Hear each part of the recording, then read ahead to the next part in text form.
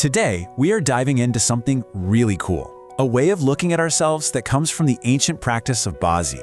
We're going to explore the 5 core energies that make you, you. So let's get into it. Think about it. We usually ask things like, are you an introvert or an extrovert? But this system flips the script. It asks, what kind of energy do you run on? It's a small change, but it's a huge shift in perspective. We're moving away from rigid labels and toward the dynamic forces that really shape who we are. And at the very heart of all this is a concept called wuxing, or the 5 elements. Now, don't think of these as literal things, okay? It's not actual wood or water. Think of them more like metaphors for the 5 basic kinds of energy that make up, well, everything. That includes our personalities. Let's go through them and see which one feels most like you. Okay, first up, we have wood. The best way to picture this is to think of a tree, right? It's always growing, pushing up towards the sky, reaching for the sun. That's wood energy in a nutshell. It's all about growth, moving forward, and aiming for something higher.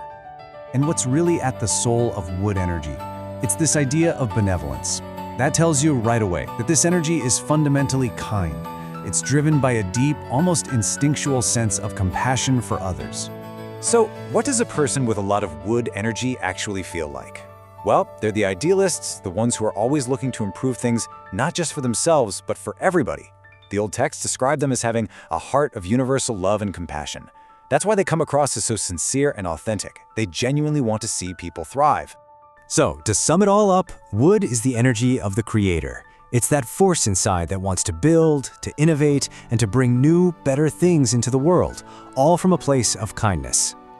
All right, from that gentle, growing energy of wood, we burst into fire. And this one is pretty much exactly what it sounds like. It's vibrant, it's passionate, it's super expressive. It's like a brilliant flame, it's warm, it's dazzling, and it's always drawing people in. But here's where it gets really interesting. For all that intensity and passion, the core virtue of fire is actually propriety, politeness. Kind of unexpected, right?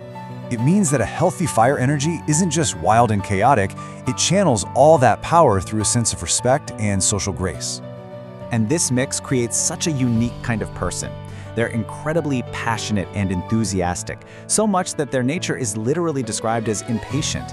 This makes them fantastic leaders who get things done. But they balance that impulsive energy with this built-in politeness and respect for others. It's a really powerful combination.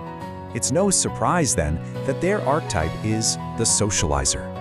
Fire energy just comes alive around other people. It's all about connection, expression, and bringing everyone together with this incredible warmth and light. Okay, so after all that expressive fire energy, we come down to Earth.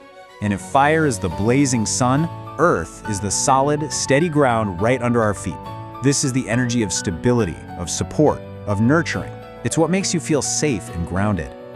The absolute core of Earth energy is trust. This is the energy that holds everything together. We're talking about reliability, about honesty, about being the person that others know, without a doubt, they can count on.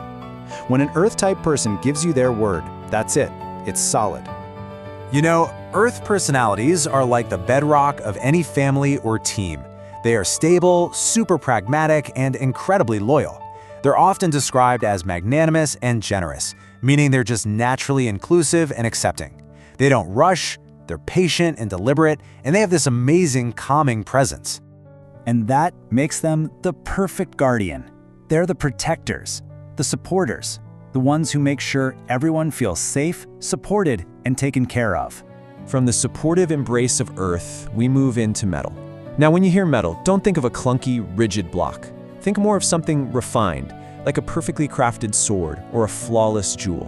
It's the energy of order, of logic, of strength and precision. So what's at the heart of metal? Righteousness.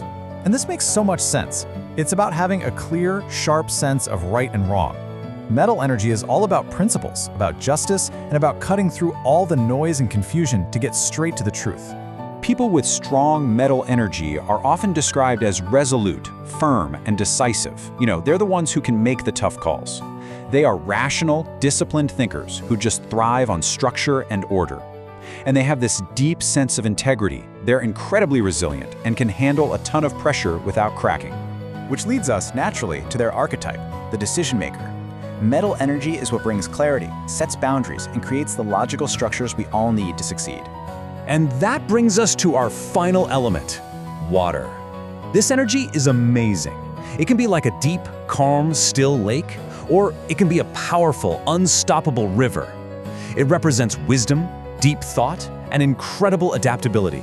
You know, water just flows around obstacles, always finding a way forward. So it's probably no surprise that the defining virtue of water is wisdom. And we're not just talking about being smart or knowing a lot of facts.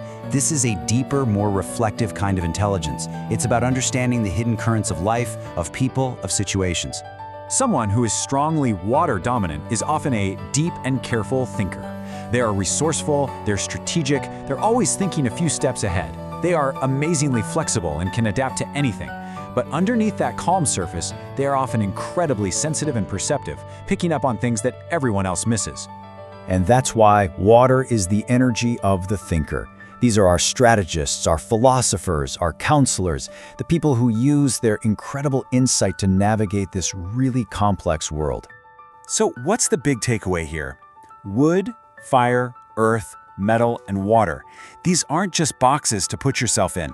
Think of them as your energy blueprint, your fundamental nature. Getting a sense of which elements are strongest in you can give you these amazing aha moments about why you are the way you are. But here's the thing. Nobody is just one element. We're all a unique cocktail of these energies. So the really fascinating question is, how do they all work together? How do they support each other or control each other to create the amazing, complex person that is you? Well, that's exactly what we're going to dive into next time. See you then.